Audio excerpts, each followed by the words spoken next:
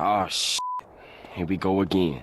Here we go again. Logan Paul has filed yet another lawsuit, and at this point, I'm starting to suspect that he's going for some kind of world record. Let's take a look. Logan Paul issued a restraining order against Heritage over auction of Bulls Court. Now, I just want to let you know ahead of time that this lawsuit is one of those billionaire problem situation. I don't think the average person is going to feel much empathy for Logan Paul for this situation whatsoever, especially considering the fact that he spent $500,000 on a piece of wood, and that's what he's complaining about. Meanwhile, the victims of CryptoZoo still don't have their money back. But let's take a look. Logan Paul has issued a temporary restraining order and temporary injunction against Heritage Auctions over authenticity concerns regarding a section of game used court he won at auction for $562,000 last month.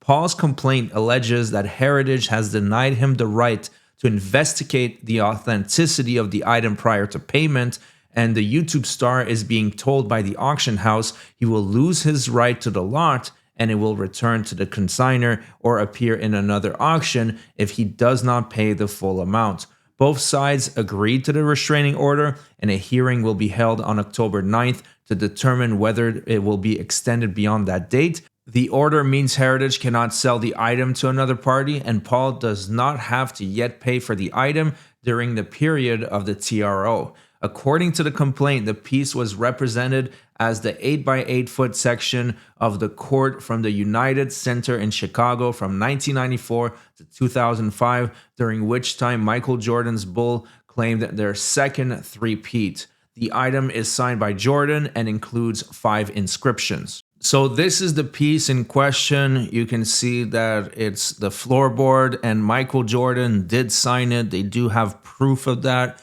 It was authenticated. At this point, I'm starting to wonder why people decide to do business with Logan Paul, because it seems like when it doesn't go his way, he just sues your ass, and he just has an endless pool of money, probably has dozens of lawyers on retainer to just make your life miserable. So personally, in my opinion, if I was a business owner and Logan Paul wants to do business with me, I would say, no thanks, I'm going to pass on your money. However, following the auction, the complaint says Paul discovered serious issues with the accuracy of the item as described on Heritage's auction website. Paul alleges Heritage failed to provide him with documents and information to help verify the item, and the auction house refused to hold the item for him during the investigation. The complaint describes the authenticity issues as arising from the dates of the court's use. The condition of the item indisputably does not match the court from 1995 to 1998 as a result of the court either being replaced or, as Heritage claims, repainted and resurfaced, the complaint says. The filing goes on to list various discrepancies believed to be found in the item, including that PSA photo match certificates claim matched the court to 5 seasons from 2001-02 to 2005-06. It goes on to allege PSA certificates only provide matches to a single year. Citing Heritage's website, the complaint says the NBA team are required by the league to replace the court flooring at least every 10 years. Honestly, I'm so lost in this situation because this is really not my genre. Sports memorabilia is not something I can easily understand. Now, I know that people collect it. It is extremely valuable, but there's a very big disconnect for me because I am not interested in that whatsoever. I understand why it would be a lot less valuable if it's not the actual wood that he played on, but at the end of the day, if you think that the item is suspicious, you haven't paid for it yet, why not just cancel the sale? But no, that's not what Logan Paul does. He'll drag your ass in court just because he can. Now, he's not even disputing that the signature is fake because there's actual pictures of Michael Jordan signing it. He's saying the wood is not of the right period. Now, let's keep reading. Paul, who rose to fame on YouTube before becoming a professional wrestler, podcaster, and entrepreneur, has become a well-known collector of ultra high-end items in recent years. The WWE Stars collection is best known for the 1998 Pokemon Pikachu Holo Illustrator PSA 10, which Paul purchased for $5.275 million in a private deal in 2021. That purchase remains the most paid for a Pokemon card according to public records. In 2022, Paul paid $3.5 million for a sealed case of first edition Pokemon base set booster boxes, which ended up being filled with G.I. Joe cards and resealed.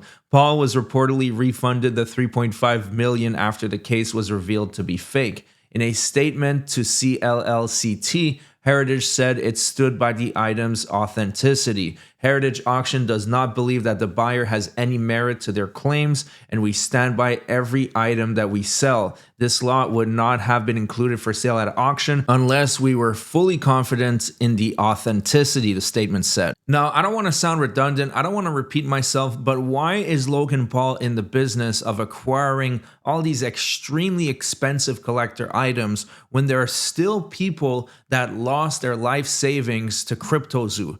I mean, shouldn't he repay them first before splurging out $500,000 on a piece of wood? Now, I know, don't want to offend anybody out there. The piece of wood is signed by Michael Jordan, the GOAT. I know, but still, shouldn't you do right by the people that lost money because of you? Even if he wants to say that he didn't scam them, that it wasn't his fault, shouldn't he realize that it is still his company, CryptoZoo, that caused them to lose their savings? With that amount of money, he could refund $50,000 to 11 victims. But no, I guess he wants to do this instead and keep flattering his ego with all these expensive collectibles.